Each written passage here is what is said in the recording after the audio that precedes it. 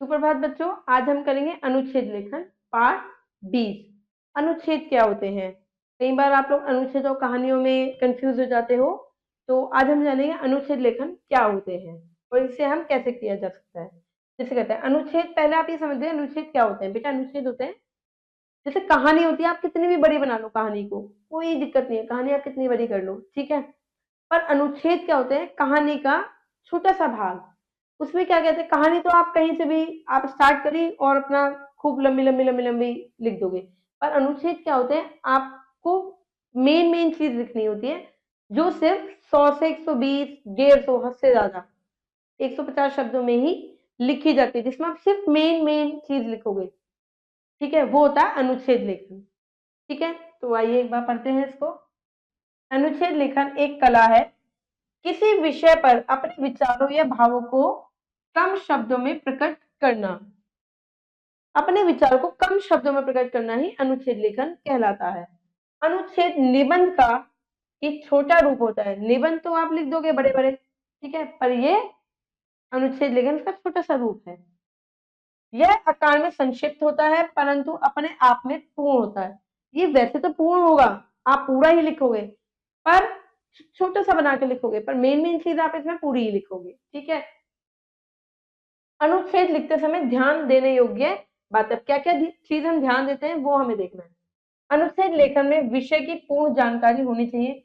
आप जिसके बारे में लिख रहे हो, जो टॉपिक आपको मिला है, आप जैसे लिख रहे हो, उसकी आपको संपूर्ण जानकारी होनी चाहिए, ठीक है। सरल होना चाहिए, संक्षिप्त, अर्थपूर्ण, अर्थ होना चाहिए उसका, और प्रभावों, उत्पादक और भाषा का प्रयोग करें। सरल शब्दों में ही ये लिखा जाता है, ठीक है। वाक्यों में परस्पर संबंध होना चाहिए, संबंध हो वाक्यों में, ऐसा ना हो एक वाक्य तो आपने कहीं का दे दिया, दूसरा कहीं और कुछ और ही जा रहा है, ठीक है, ऐसा नहीं होना चाहिए।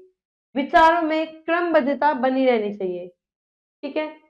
व्यर्थ के उदाहरणों से बचना चाहिए, फालतू उदाहरण नहीं चाहिए, चाहे आप एक दो, पर सही हो उदाहरण, ठीक है, व्यर्थ ना हो।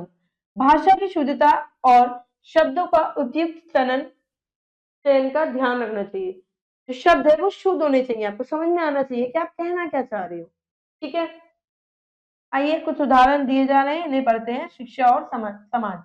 अब शिक्षा और समाज पे आपको लिखना है, ठीक है। तो ये देखिए कितना छोटा है, ये अपने आप में पूर्ण है, पर ये है छोटा, ठीक है। कैसे?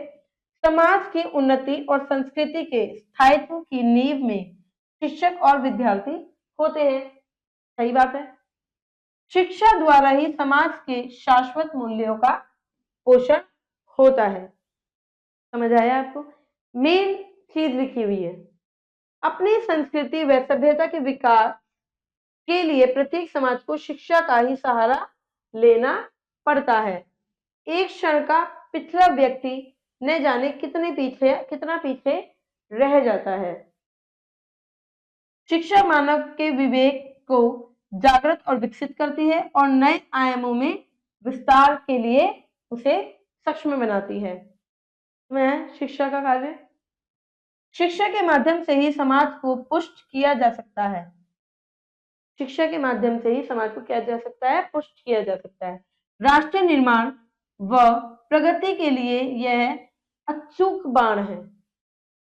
समाज की संस्कृति, आर्थिक, सामाजिक, कलात्मक व वैज्ञानिक सब प्रकार की उन्नति के लिए शिक्षा का समाज में प्रचार प्रसार अत्यंत अनिवार्य है। भाई शिक्षा नहीं होगी, समाज कैसे सुधरेगा? समाज में नई चीजें कैसे आएंगी?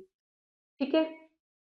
शिक्षा और समाज का गहन संबंध है, गहरा संबंध है, ठीक है। समाज को सुव्यवस्थित और सुनियोजित करने वाली कड़ी शिक्षा ही है। समाज को चलाने के लिए, समाज को आगे बढ़ाने के लिए शिक्षा ही है, शिक्षा से ही आप कर सकते हो। शिक्षा रहित समाज की दशा कंटीली झाड़ी सी होती है। भाई उसे पता ही नहीं है, नॉलेज ही नहीं है उसको क्या करना है, समाज कैसे चलाना है, कैसे चलेगा समाज, ठीक है।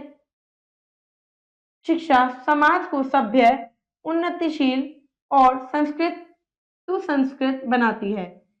देश की वर्तमान पीढ़ी यदि शिक्षित होगी, तभी वह देश को प्रगति की राह पर ले जाएगी। भाई अगर बच्चे पढ़ेंगे ही नहीं, तो फिर आगे उन्नति देश की कैसे होगी? इसमें सब कुछ है, पर ये आपको 100 से 120 शब्दों में ही है। अनुच्छेद होता है छोटा, पर उसके बारे में पूरी नॉलेज, पूरा ज्ञान होना।